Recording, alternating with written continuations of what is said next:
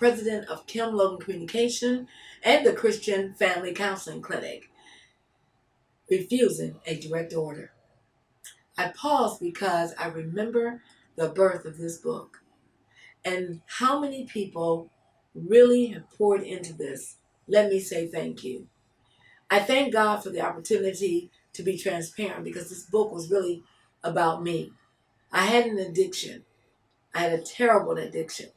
It wasn't substance abuse. It wasn't food.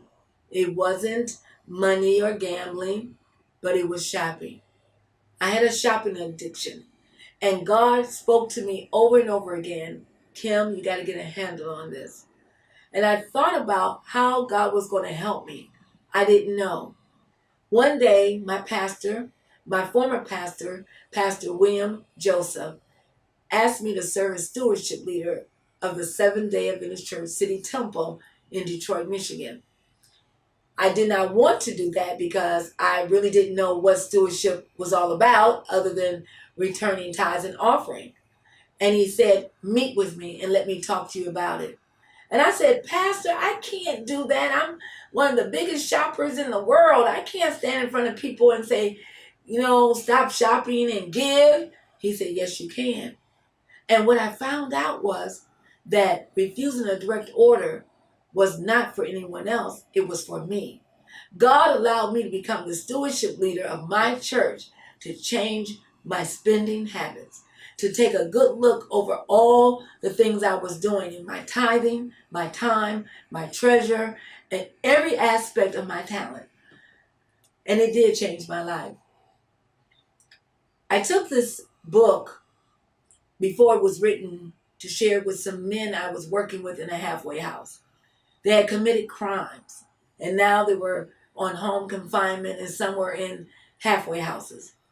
And as they were reading the manuscript, they said, what is this? We don't get this. What is stewardship? I've never gone to church, or I don't know what that is. I've heard of tithing. And they said, you know what you did, Dr. Kim? You did what we did that put us in prison. You refused a direct order from God. And that's how the title was changed to Refusing a Direct Order. I was once in prison, and then God allowed me to see the sunlight because he changed me. And as I began to write the book and look at all the different challenges and changes and how much money I had spent on things I didn't need to spend on, it's nothing wrong with having nice things, even if you can afford them.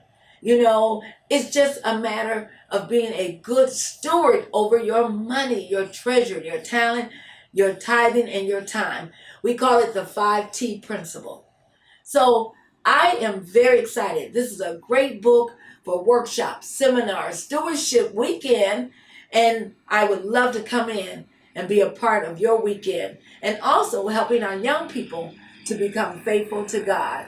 Remember, God wants us to live to be well, but he wants us to be faithful over the gifts, the treasures that he gives us. And that includes our time, our talent, our treasures, our tithing, and our temperance. What we eat, what we do, where we go, what we watch on television, what we listen to. Guard the avenues of our soul. And remember to never refuse a direct order from God. Remember to live to be well. I'm Dr.